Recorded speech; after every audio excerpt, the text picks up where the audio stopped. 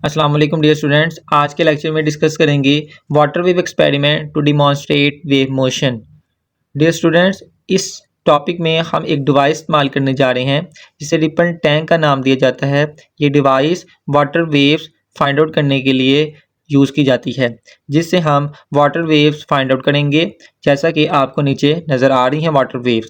आप सबसे पहले इस डायग्राम को समझते हैं।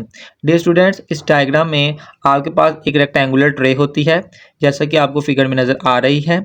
इसमें पानी फिल किया जाता है।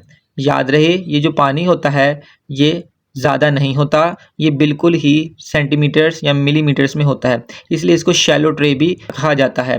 शैलो ट्रे का मतलब होता है कि जिसमें पानी जो सा है वो कम गहरा होता है, यानी कि बिल्कुल ही थोड़ी अमाउंट में फिल किया जाता है।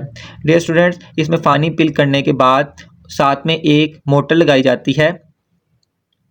यहाँ पे एक मोटर का इस्तेमाल किया जाता है और मोटर के साथ इस वाइब्रेटर को अटैच किया जाता है।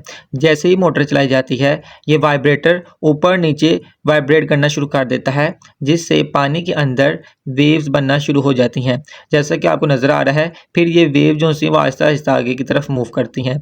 फिर हम क्या करेंगे कि एक लैंप ऊपर लगाएंगे और वो लैंप की लाइट इस वेव्स के ऊपर पड़ेगी और नीचे एक स्क्रीन लगाएंगे, जिसको वेव पैटर्न ऑन स्क्रीन भी कहते हैं, जिससे जो वेव्स ऊपर बन रही थी उसका अक्स नीचे पड़ेगा।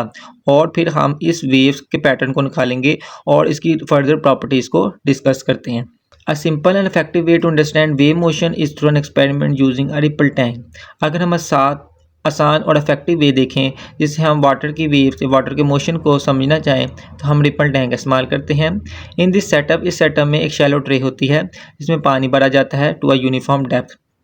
मीन्स इसकी डेप्थ कांस्टेंट होती है, मतलब 1 सेंटीमीटर हो 2 सेंटीमीटर हो, लेकिन कांस्टेंट होती है, चेंज नहीं होती है। अब बाहर connected to a motor, motor के साथ एक बार जैसे कि आपको नज़र आ रही है ये कनेक्ट की जाती है, जो कि वाइब्रेट करती है ऊपर नीचे gently on the water surface. पानी के सरफेस के ऊपर ये वाइब्रेटर वाइब्रेट करेगा, जिससे डिस्टर्बेंस पैदा होगी और डिस्टर्बेंस से रिपल्स बनेगी, स्ट्रेट लाइन रिपल्स बनेगी। ये जो वेव्स के पैटर्न नज़र आ रहे हैं इनको रिपल्स कहते हैं। Wave crust that spread outward across the water surface, जो कि फिर आहिस्ता आहिस्ता पानी की पूरी सरफेस पे फैल जाएंगे, जैसे कि आपको नज़र आ रहा है। इसमें अब छोटा सा ये टॉपिक है और अभी हमने इसकी बेसिक को समझा है। नेक्स्ट टॉपिक्स इसके डिस्कस करेंगे इंशाल्लाह। 2-3 टॉपिक्स के बाद इसके टॉपिक्स आएंगे, जिसमें इसकी डायफ्रैक्शन, रिफ्लेक्शन, रिफ्रैक्शन वाली प्रॉपर्टीज़ को समझेंगे।